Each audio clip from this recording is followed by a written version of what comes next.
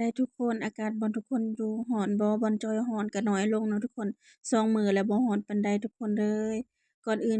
ก่อนอื่นเบิดก็ทักทายสบายดีจ้ามื้อนี้มาเด้อกินข้าวนำกันมื้อนี้ต้มปลานิ่นใส่ผักกะแยงอยากบอกว่าแซ่บแซ่บทุกคนไผแหน่เคยกินต้มปลานิ่นใส่ผักกะแยงแล้วก็ก้อยแจ่วมักนาวอยากบอกว่าแซ่บแซ่บเป็นหยังที่เข้ากันหลายเลิกงานแล้วก็บ่ฮู้ว่าสิกินหยังจอยก็เลยย่างไปตลาด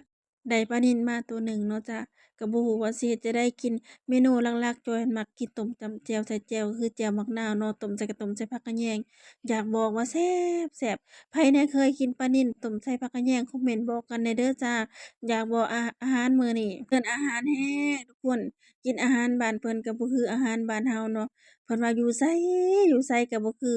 อาหารบ้านเฮาไปอยู่ไสก็บ่ลืมเนาะอาหารบ้านเฮาแม่นบ่ทุกคนเป็นอาหารที่ว่า ใจเฮาหลายต้มปลานิ่นใส่ผักกะแยงนั่นแหละพ่อบ้านเพิ่นก็มาส่องว่าถ่ายคลิปบ่หรือว่าเฮ็ดจั่งใดบัดคันว่าเฮาให้เขาคลิปอะลีหั้นก็บ่เข้าเด้ทุกคนพอเฮาถ่ายนี่ก็ส่องจั่งซี้แหละมื้อนี้ก็กินข้าวสองคนคือเก่าต้มปลานิ่นกล้องก็สิหมุนไปหมุนมาแบบซี้ล่ะจ้าต้มปลานิ่นนี่ใส่ผักกะแยงนี่จ้อยมักเป็นเมนูโปรดพอพากไปนั่นนี่ก็อยากอยู่เด้อทุกคนอยากกินต้มปลานิ่นคือเก่าใส่ผักกะแยงแจ่วก็แจ่ว ขัวเองบักพริกก็ขัวเองอยากบอกว่าแซ่บทุกคนไผบ่เคยเฮ็ดกินต้มปลานิ่นก็ลองไปเฮ็ดเบิ่งเด้อจ้าต้มปลานิ่นใส่ผักกะแยงก็คือเฮาเฮ็ดตคล้ายๆเฮาเฮ็ดต้มปลาข่อนั่นแหละทุกคนให้คิดเสียว่าเป็นปลาข่อแต่ว่ามันบ่มีปลาข่อจ้อยก็เลยเอาปลานิ่นเลิกงานแต่ละมื้อแต่ละเดย์บ่ฮู้ว่าสิกินหยังทุกคนเอ้ยผู้ใดมีเมนูก็คอมเมนต์บอกกันหน่อยเด้อว่าเฮ็ดหยังกิน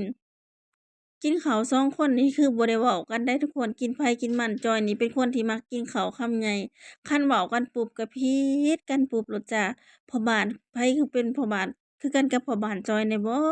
คันว่าเวลานั่งกินข้าวนี่ก็สิผิดกันโลดคันว่าบ่ได้ผิดกันน่ะกินข้าวก็บ่แล้วเบิ่งติทุกคนคิดว่าจอยเว้าเอา